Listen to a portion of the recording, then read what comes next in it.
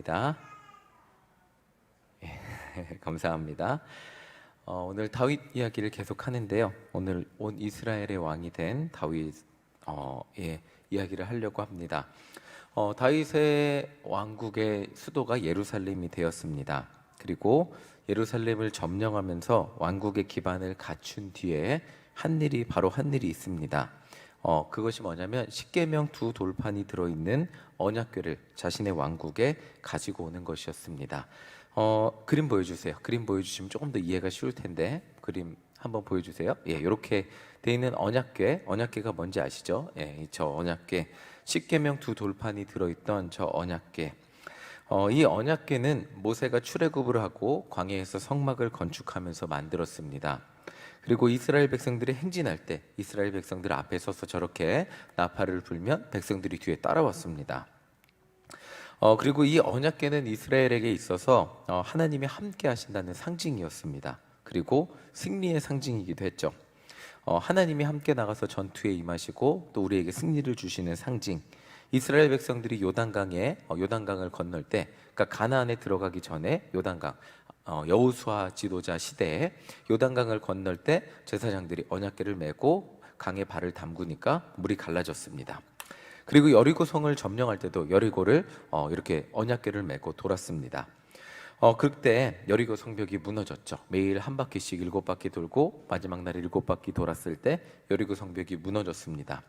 이후에도 이스라엘 백성들은 전쟁 때마다 이 언약궤를 가지고 나가서 이렇게 상징적으로 하나님의 임재의 상징, 승리의 상징으로 가지고 나아가면 그리고 이 언약궤와 함께 싸웠습니다. 사울이 왕이 되기 전에 엘리 제사장의 시대에 블레셋과 싸울 때 엘리 제사장의 아들들도 이 언약궤를 메고 싸우러 나갔습니다. 그리고 싸움에 승리하기 위해서 언약궤를 메고 나갔는데 이겼을까요? 졌을까요? 언약궤를 메면 다 이겼다고 생각하시기 쉬운데 엘리 제사장 시대에 패배했습니다. 엘리 제사장의 아들들도 죽었고 언약궤를 블레셋에 빼앗겼습니다. 그리고 아들들이 죽었다는 소식을 들은 엘리 제사장도 의자에 앉아 있다가 넘어져서 목이 꺾여서 죽었습니다. 이 블레셋이 이 언약궤를 이후에 빼앗아 갔는데 블레셋 땅에 가는 곳마다 뭔가 불행이 임했기 때문에 다시 이스라엘 땅으로 돌아왔습니다. 이렇게 언약궤 하면 이스라엘 백성들에게는 하나님의 임재의 상징, 능력의 상징, 승리의 상징이었습니다. 이런 언약궤가 학자들의 추측에 따르면 20년간 바알레 유다, 그러니까 예루살렘 16km, 16km 근방에 기럇 여아림이라는 지방에 있었을 것이라고 추측하고 있습니다. 다윗은 자신의 왕국의 수도의 기반을 다진 후에 이 하나님의 능력의 상징, 임재의 상징, 하나님이 이스라엘 백성들과 함께 하신다는 그 상징인 언약궤를 자신의 왕국의 수도에 가지고 오려고 시도하는 장면이 바로 오늘 장면입니다. 이것을 어떤 학자들 그리고 굉장히 정치적으로 해석하는 분들은 이렇게 해석을 합니다. 역사적으로 보면 수많은 왕들이 자기의 통치 기반을 강화하기 위해서 사용했던 도구가 있죠. 그게 뭘까요? 통치 기반을, 나라를 하나로 만들기 위해서 사용했던 게 종교입니다. 특히 자신의 지지 기반이 약할수록 종교를 강화하면 사람들이 자신에 대한 불만을 가지는 그 관심을 종교에 쏟게 만들어서 자신의 통치 기반을 뭔가 이렇게 더 공고하게 만들려고 했습니다. 특히 이 종교를 강화하게 되면 좋은 효과가 뭐냐면 신이 이 나라를 통치하라고 맡겨주신 권력을 나에게 주셨다는 것이 설득이 가능해집니다. 신이 나를 특별하게 선택한 존재, 그래 이것들을 백성들에게 설득하는 겁니다. 종교라는 도구를 통해 내가 그냥 왕이 아니라 우리가 믿는 신이 나를 설득했어. 그러니까 너희들은 나를 왕으로 믿고 따라야 돼 라는 그런 것들을 설명할 수 있습니다. 나라의 정치 체계에 불만을 가질 수 있는 사람들에게 그 관심을 종교에 빠지게 만들므로써 복잡한 정치에 신경 쓰지 못하게 하는 효과도 있었죠. 사람들은 또한 한 가지 공통점을 찾기 좋아하잖아요. 그렇죠? 고향이 어디세요? 라고 물어보면 요즘은 전 국민의 아까 뉴스 보니까 47%가 서울 수도권에 산대요. 서울 경기권에 전 국민의 47%가. 근데 우리 성도님들 고향이 어디세요? 그러면 어디시죠? 다. 근데 어디세요라고 하면 동양 사람 만나면 어떠세요? 반가우시죠? 어디 출신이라 그러면 어디 출신이라 그러면 반가우시잖아요. 사람들은 한 가지 공통점을 찾기를 좋아한다고 합니다. 고향, 학연, 지연, 이런 것들. 묶이면, 그래서 우리는 학연 지연에 묶이면 안 됩니다라고 말을 하는데, 이상하게도 친밀감을 느껴지는 것도 사실입니다. 같은 동양 사람 만나고 같은 학교 사람 만나고 같은 출신 사람 만나면, 그런데 이 사람들이 하나의 종교로 묶이면 이 다른 연이 없다고 할지라도 어떤 종교세요? 교회 다녀요 라고 하면 어디 가서 제가 음식을 사려고 하는데 여기 주 예수를 믿으라 그리하면 너와 내 집이 구원을 얻으리라, 계산대 뒤에 이렇게 붙여져 있으면 뭔가 이 집은 교회 다니는 집인가 보다, 권사님일까? 이런 생각을 하게 되잖아요. 종교로 묶이게 되면 공통점이 없다 할지라도 뭔가 하나의 친밀감을 느끼게도 됩니다. 나라를 통합하기가 훨씬 쉬워지기에 역사적으로 지도자들이 종교를 통해 나라를 하나로 만들고 자신의 통치 기반을 공고하게 했던 그런 기록들이 많이 있습니다. 자, 이렇듯 정치 논리로서, 그 정치 논리로만 다윗이 하나님의 언약궤를 자신의 수도에 가지고 왔다.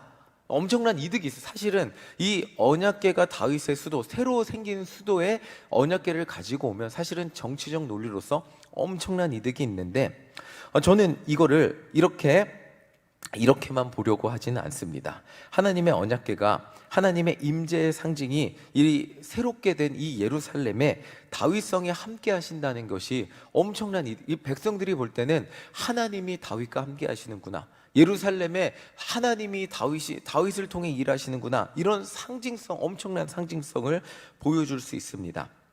자, 사울의 아들은 다윗이 특히 그 왕의 정통성이 약했던 게 뭐냐면 사울의 아들이 아니잖아요. 그렇기 때문에 뭔가 다윗에게 반감을 가질 수 있는 사람이 있었는데, 언약궤가 다윗성에 있다면, 다윗의 새롭게 만든 수도에 있다면 사람들은 하나님이 다윗과 함께 하시는구나, 이것들을 언제나 생각할 수 있습니다. 그런데 저는 이렇게 정치적 수완만을 가지고 다윗이 언약궤를 가지고 왔다고 생각하지는 않으려고 합니다. 누군가는 그렇게 판단하고 정말 정치 백단이었다라고 표현하긴 하는데, 저는 우리는 이 말씀을 읽으며 하나님을 순수하게 사랑했던 다윗의 모습을 살펴보려고 합니다. 순수한 행동에서 하나님의 언약궤를 자신의 성에 모시고 오려 했던 다윗의 모습 가운데 오늘 말씀의 은혜를 찾아보려고 합니다. 사무엘하 6장 1절 2절 우리 함께 읽어보려고 합니다. 우리 함께 읽겠습니다. 시작. 다윗이 이스라엘에서 뽑은 무리 3만 명을 다시 모으고 다윗이 일어나 자기와 함께 있는 모든 사람과 더불어 바알레 유다로 가서 거기서 하나님의 궤를 메어 오려 하니 그 궤는 그룹들 사이에 좌정하신 만군의 여호와의 이름으로 불리는 것이라. 다윗이 3만 명이나 모았어요. 한두 명이 아니고 3만 명이에요. 3만 명. 엄청난 숫자입니다. 3만 명이나 모아서 언약궤가 있는 바알레 유다, 거기가 기랏 여아림이에요. 거기 가서 하나님의 궤를 가지고 오려고 합니다. 자신이 결심한 대로 궤를 가지고 오려고, 자신의 성 예루살렘으로 가지고 오려고 하는데, 자, 3절 읽어보겠습니다. 3절입니다. 시작. 그들이 하나님의 궤를 새 수레에 싣고 산에 있는 아비나답의 집에서 나오는데 아비나답의 아들 우사와 아효가 그 새 수레를 모니라. 자, 그림 보여주세요. 이 수레를 만들었어요. 그리고 언약궤를 가지고 오는데 어때요? 뭔가 그림이 좀 이상하지 않으세요? 수레를 소가 끌고 있습니다. 그림이 뭔가 좀 어색하죠?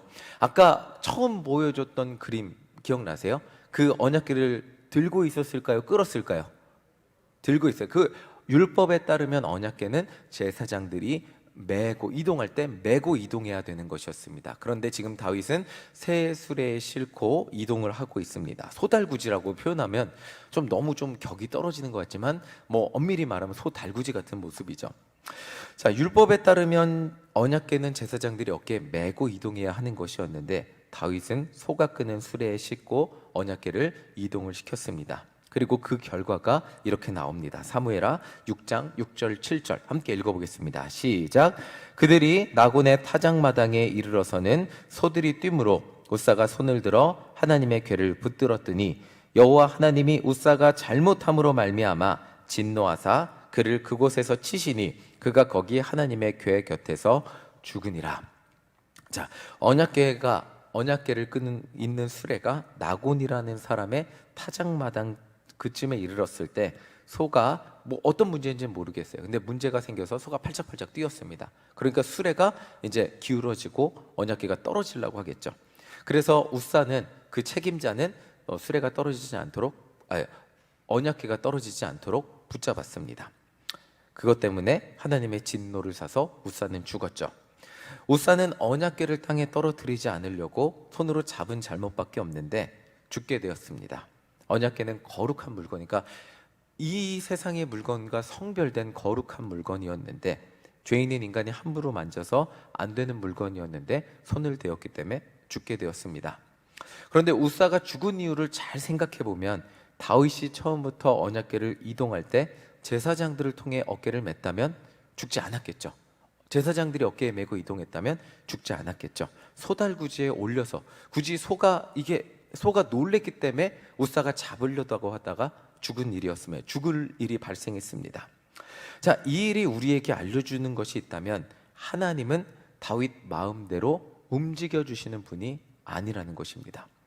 이 말을 정확하게 설명하기는 쉽지 않은데, 다윗의 편의에 의해서, 다윗이 어떤 마음으로 이 소가 끄는 수레에 이 언약궤를 이동시켰는지 정확히는 나와 있지 않지만, 이 하나님의 언약의 궤를 소 달구지에 싣고 와도 되는 그것을 허용하는 분이 아니라는 것입니다. 하나님이 원하시는 것은 정확하게 율법에 기록된 대로 인간이 하나님의 법을 따르고 지켜야 하는 존재라는 거죠. 하나님, 이 상황이 너무 힘드니까 우리의 상황대로 하나님이 움직여 주세요, 나의 편의대로 움직여 주세요 라고 한들 하나님은 그것을 원하지 않는 분이라는 것입니다.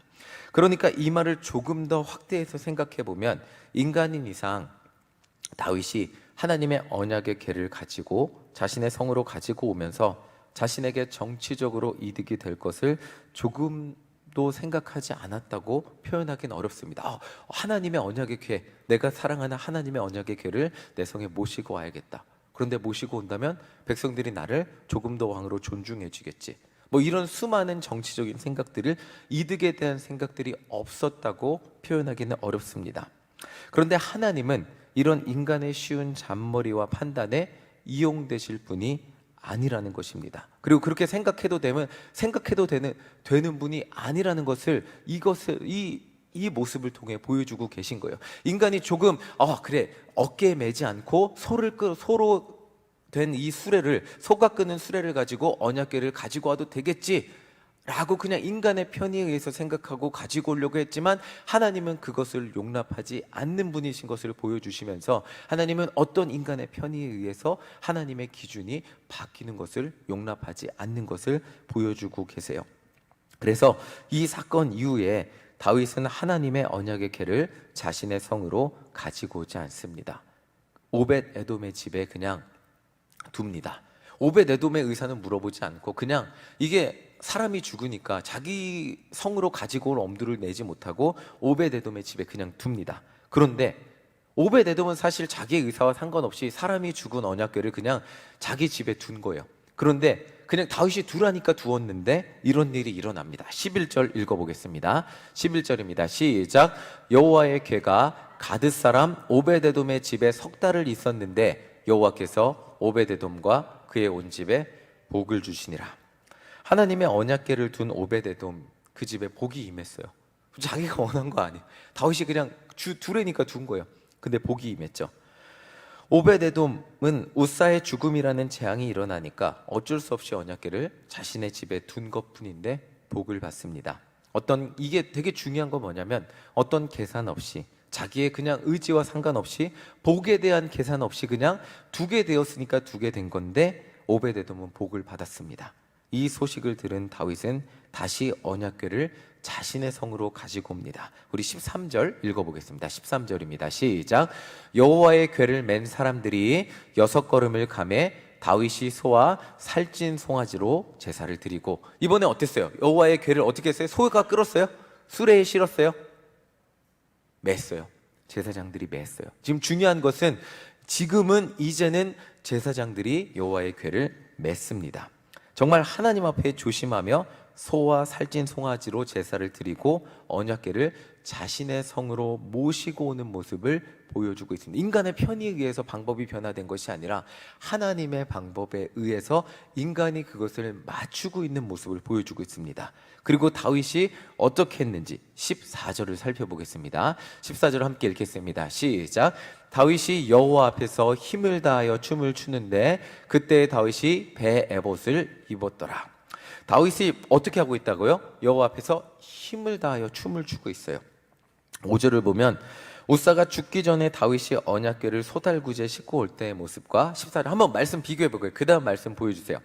보여주시면 이게 우사 처음에 다윗이 자기 편의대로 소달구지에 언약궤를 싣고 올 때가 5절이고 14절은 우사가 죽은 다음에 다시 이제 제사장들에게 그 언약궤를 메고 오라고 할 때의 모습인데 비교해 보겠습니다. 처음에 5절에 보면 다윗과 이스라엘 온 족속은 잣나무로 만든 여러 가지 악기와 수금과 비파와 소고와 앙금과 제금으로 여호와 앞에서 연주했어요. 그냥 찬양을 한 거예요.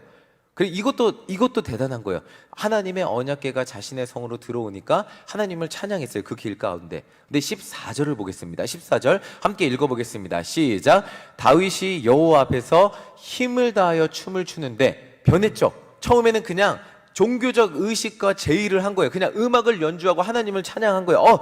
백성들에게 어떻게 멋진 모습을 보여준 거예요. 그런데 14절에 다윗의 모습이 나타납니다. 다윗이 어떻게 했어요? 여호와 앞에서 힘을 다하여 춤을 췄어요. 이 하나님의 궤를 내 성에 모신다는 것은 그냥 소 달구지를 싣고 와서 그냥 사람들과 멋진 음악을 연주해서 하나님의 궤를 내 성으로 가지고 오는 것이 아니라는 것을 깨달았어요. 그러면 어떻게 해야 하나님의 궤가 내 성에 들어올 수 있는 것인가? 내 온 힘을 다해 내가 할 수 있는 모든 것을 다해 춤을 추고 하나님 앞에 영광을 돌릴 때 그제서야 하나님의 영광의 궤가, 언약의 궤가 내 성에 들어올 수 있다는 것을 다윗은 깨달은 것이요. 이게 이 모습, 그 다음 그림 보여주세요. 다윗이 하나님 앞에서 이렇게 했습니다. 그 전에는 그냥 음악을 연주했다면 이제선 진짜 하나님의 궤가 들어올 때 내가 할 수 있는 정말 모든 최선을 다해서 하나님의 궤, 하나님의 임재의 상징 앞에서 내 모든 최선을 다하고 내가 할 수 있는 정말 최선을 다해서 하나님의 궤가 내가 살고 있는 이 성에 들어오는 것을 환영하고 감사하고 기뻐하고 정말 하나님 앞에 내가 드릴 수 있는 모든 것들을 드리는 다윗의 모습을 보여주고 있습니다. 자, 우사가 죽기 전과 죽은 후의 차이는 바로 다윗이 이렇게 하나님의 궤를 모시는 자세, 마음가짐의 차이였다는 거예요. 힘을 다한 것이었습니다. 오늘 말씀을 통해 하나님이 다윗에게 그리고 우리에게 알려주는 것이 있다면 하나님의 언약궤는 내 편의에 의해서 내가 원하는 방법대로 내가 이용할 수 있는 도구가 아니라는 것입니다. 내 승리를 위해 내 성에 그것들을 가지고 와서 어떤 정치적 뭔가 돈독함을 주고 뭔가 사람들에게 신뢰를 주는 그렇게 이용할 만한 도구가, 이용할 수 있는 도구가 아니라는 것입니다. 만약 그렇게 생각한다면 내 편의를 위해 소달구지에 싣고 내 마음대로 한다면 그래 네 마음대로 해봐라. 그 결과가 무엇일까? 하나님은 그렇게 만만하게 우리 삶에 하나님의 능력을 이용당해 주시는 분이 아니라는 것입니다. 오히려 하나님은 우사의 죽음이라는 그 사건을 다윗이 경험하게 하시고 하나님의 언약궤를 다윗이 어떻게 모셔야 하는지 다윗에게 깨닫게 하셨습니다. 언약궤는 나를 위해 이용할 수 있는 도구가 아니고 언약궤는 내가 최선을 다해 모셔야 하는 내 마음과 뜻과 정성과 힘을 다해 정말 내 모든 힘을 다해 모셔야 하는 그런 것임을 오늘 말씀을 통해 다윗이 깨닫게 하시고 우리가 알게 하시는 것입니다. 바로 그때 그렇게 내 모든 전심을 다해 내 모든 능력을 다해 하나님의 언약궤를 모실 때 하나님의 복이 우리 가운데 임하는 것임을 우리에게 알려주고 계시는 것입니다. 예수님을 처음 믿고 영접하게 되면 우리는 하나님의 사랑을 그저 받는 입장입니다. 처음에는 예수님 믿으세요. 그러면 사랑을 받고 좋잖아요. 받는 입장입니다. 처음에는 그렇게 받기만 하고 인생의 힘든 일을 기도해서 응답받고 문제 해결만 되면 좋은 줄 알고 예수님을 믿습니다. 그래서 그런 모습으로 받으려고만 신앙을 하는데 그런데 우리의 신앙이 깊어지면 깊어질수록 한 가지 깨닫는 것이 무엇이냐면 하나님은 계속해서 내 뜻을 포기하도록 훈련시키고 계신다는 것입니다. 내가 그렇게 원했던 것들 간절히 기도했는데 안 되게 하십니다. 내가 그렇게 소망했던 것들, 정말 열심히 원했던 것들 최선을 다해 살면서 하나님 꼭 이루어 주세요라고 기도했는데 기도의 응답이 어디 갔는지 안 되는 것을 경험하게 하십니다. 실패를 경험하게 하시고 눈물을 경험하게 하시고 아픔을 경험하게 하십니다. 그런데 그런 실패와 눈물과 아픔을 경험하면 경험할수록 우리가 삶이 변화되는 것이 무엇이냐면 점점 내 뜻을 내려놓게 되고 하나님의 뜻에 집중하는 내 모습을 발견하게 된다는 것입니다. 그렇게 우리의 신앙이 깊어지면 깊어질수록 하나님을 이용하려던 내 모습에서 하나님을 정말 기도함으로써 내 마음 내 뜻대로 하나님 내가 원하는 것을 이루어 주시는 하나님이 되셔야 돼요 라고 기도하며 강요했던 내 모습에서 점점 기도하고 인생의 실패를 맛보고 다시 하나님의 손을 붙잡고 일어나면 일어설수록 하나님 주님의 뜻이 내 삶 가운데 이루어지기를 소망합니다 라고 고백하는 내 모습으로 변해 있는 것을 우리가 경험하게 됩니다. 오늘 다윗의 경험은 바로 이런 경험과 같다는 것입니다. 그것은 정말 하나님의 거룩하심 앞에, 하나님의 위대하심 앞에 내 고집과 내 뜻이 꺾이는 경험, 내 이익과 내 욕심, 정말 내가 바라는 것들을 내려놓고 하나님의 뜻을 위해 살아가게 하시는 그 삶의 훈련을 받고 있다는 것을 우리는 점점 하나님 앞에 기도하면 기도할수록 신앙생활을 하면 할수록 깨닫게 되고 있습니다.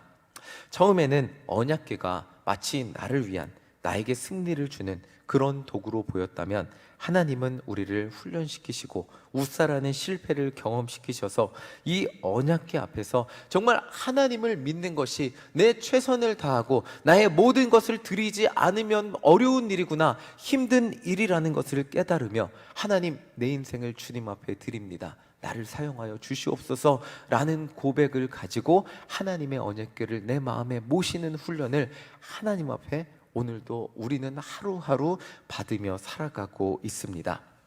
처음에는 정말 예수님이 나를 위해 죽으심을 믿기만 하면 구원받았다고 생각하고 믿음의 여정을 시작했지만 어느새 우리는 우리 마음의 고집을 내려놓게 그런 훈련을 받으며 살아가고 있습니다. 결국 내 힘을 다하여 그냥 내 인생의 모든 초점을 우리는 내 인생의 성공에 초점이 맞추어진 인생에서 하나님을 믿으면 믿을수록 하나님의 삶, 하나님의 뜻이라는, 어느새 우리는 그렇게 기도하고 있습니다. 하나님 나를 사용하여 주시옵소서, 내 남은 인생 주님을 위해 살기 원합니다.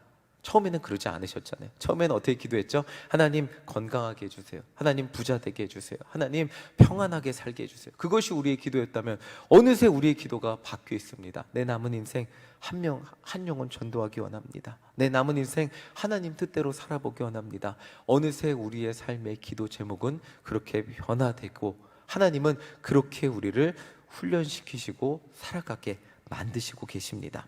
다윗이 그렇게 백성들 앞에서 하나님의 언약궤가 자신의 성에 들어오는 것이 기뻐서 춤을 추니까 다 알고 계시죠. 사울의 딸 미갈이 왕의 채통도 없이 옷이 벗겨지는 것도 모른 채 그렇게 춤을 추십니까? 사람들이 당신을 정말 천하게 볼지 모릅니다. 왜 그렇게 채통도 없이 그렇게 옷이 벗겨진 채도 모른 채 춤을 춥니까? 라고 비방을 하니까 다윗이 이렇게 대답을 하고 있습니다. 우리 21절 함께 읽어보겠습니다. 시작.